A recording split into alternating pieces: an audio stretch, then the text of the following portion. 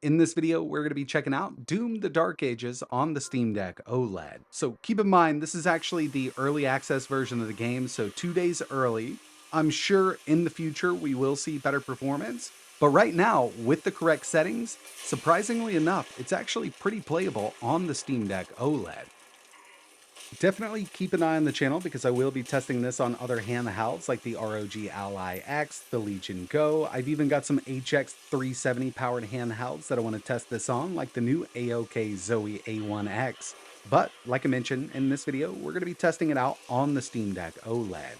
What I'm going to do is set the Steam Deck up stationary so it's just a bit easier to see. So jumping right into it here, this is a game I definitely want to enjoy, but I wanted to make this video to show you how it performs on the Steam Deck.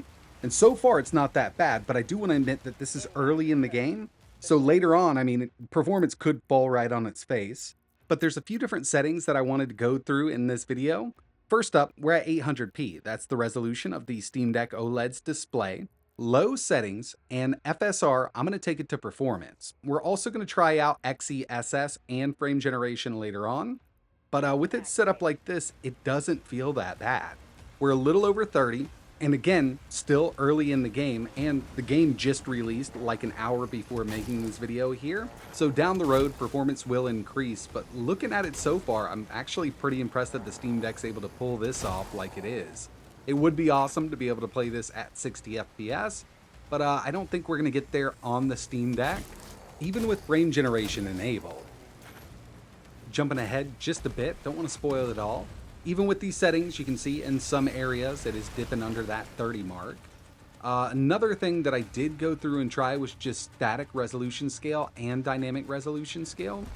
FSR set to performance seems to be the best so far, but I do want to try out XESS scaling because in my opinion, it does look a bit better. But since I'm already using FSR, let's try FSR frame generation.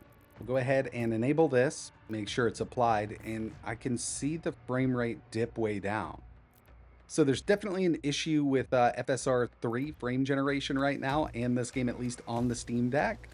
There's one thing I want to try here. Usually on the Steam Deck, if we set a static GPU clock, we can get better performance with frame gen. So we're going to go up to 1600 megahertz here. And yeah, that's definitely not the case. So there is an issue with frame gen right now on the Steam Deck. Hopefully that's fixed because it could help out in the long run. But right now at 800p with FSR set to performance, it's not too bad on the Steam Deck. We will have to try out XESS in just a second.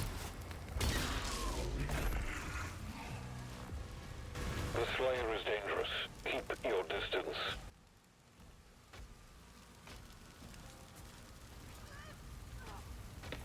I'm not trying to ruin this for anybody, so I am skipping around just a bit. And right now, I've got XESS enabled. We're actually set to balanced with it. And you can see we're not as high as we were with FSR set to performance. So what I'm going to do is actually take XESS to performance. And again, I do like the way XESS looks over FSR on the Steam Deck in some games. And in some cases, it does increase performance. But with this game on the Steam Deck right now, I think FSR is definitely going to be the way to go.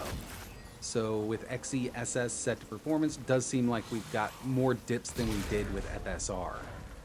I'm going to let this play out just a bit more with XESS set to performance, then we'll swap back over to FSR and kind of wrap it up for now.